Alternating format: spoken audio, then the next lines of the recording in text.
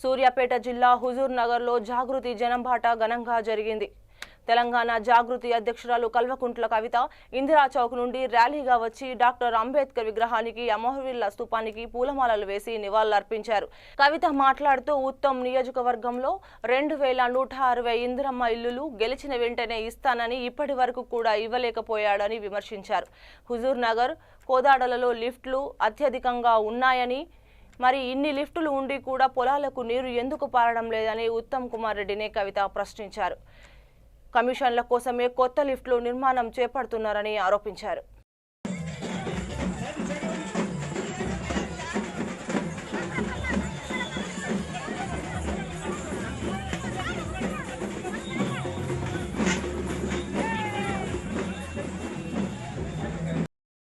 ఉద్యోగాలు రావాలని 2007 నుండి తెలంగాణ జాగృతి కొట్లాట మొదలుపెట్టింది. అది ఇప్పటి వరకు కూడా నిజం కాలే. ఇప్పటి వరకు కూడా సిమెంట్ ఫ్యాక్టరీలలో బయట వాళ్ళే సగం మంది వచ్చి ఉద్యోగాలు చేస్తుంటారు తప్పితే ఇక్కడ వాళ్ళకు ఉద్యోగాలు ఇవ్వరు. నేను ఉత్తమ్ కుమార్ రెడ్డి గారిని కోరుతా ఉన్నా, మరి ఇక్కడ హుజూర్ నగర్ ప్రజలకు కాలుష్యం, అదేవిధంగా ఇరిటేషన్లు, రోగాలు మాత్రమే సిమెంట్ ఫ్యాక్టరీలతో వస్తాయా? ఉద్యోగాలు మాకు రావా? దానికోసం మీరేమన్నా ప్రయత్నం చేస్తారా, చెయ్యరా? దయచేసి ఈ విషయాలన్నీ కూడా ఆలోచించుకోవాలి. తెలంగాణ వచ్చింది, అంతా బాగుంది అనుకుంటే సరిపోదు. వచ్చిన తెలంగాణలో ప్రతి ఒక్క అంశంలో ప్రతి ఒక్కరికి లాభం జరిగే వరకు నిలబడాలి, కలబడాలి, కొట్లాడాలి. అది మైనారిటీలు కావచ్చు, ఆడబిడ్డలు కావచ్చు, బీసీలు కావచ్చు, ఎస్సీలు కావచ్చు, ఎస్టీలు కావచ్చు, ప్రతి ఒక్కరి కోసం నిలబడాలి. ఇవాళ జాగృతి అదే ప్రయత్నం చేస్తుంది. తండాకు పోతుంది, అక్కడ ఉన్న సమస్యల్ని తెలుసుకుంటుంది, దానికోసం కొట్లాడుతుంది. బీసీలకు 42% అంటే ఈ రాష్ట్రంలో గట్టిగా బలంగా మాట్లాడింది కేవలం తెలంగాణ జాగృతి మాత్రమే అని తెలియజేస్తా ఉన్నారు.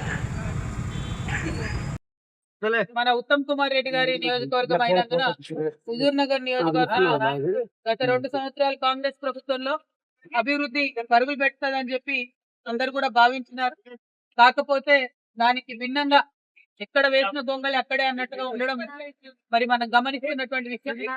ప్రధానంగా హుజూర్ నగర్ లో ఇవాళ మేము హాస్పిటల్ తీసుకురావడం జరిగింది. మరి చాలా జిల్లాల్లో మంత్రివర్యుల యొక్క కాన్స్టిట్యున్సీలు అంటే హాస్పిటల్ కొంచెం డిఫరెంట్ గా ఉంటుంది అనుకున్నాం, కానీ అన్ని జిల్లాల్లో ఉన్న మాదిరిగానే ఇక్కడ పేర్లు 100 పడకల హాస్పిటల్ కానీ 51 మంది డాక్టర్లు ఉండాల్సిన చోట 18 మంది మాత్రమే ఉండడం మరి ప్రజలు ఎంత ఇబ్బంది పడుతున్నారో తెలుస్తా ఉన్నది.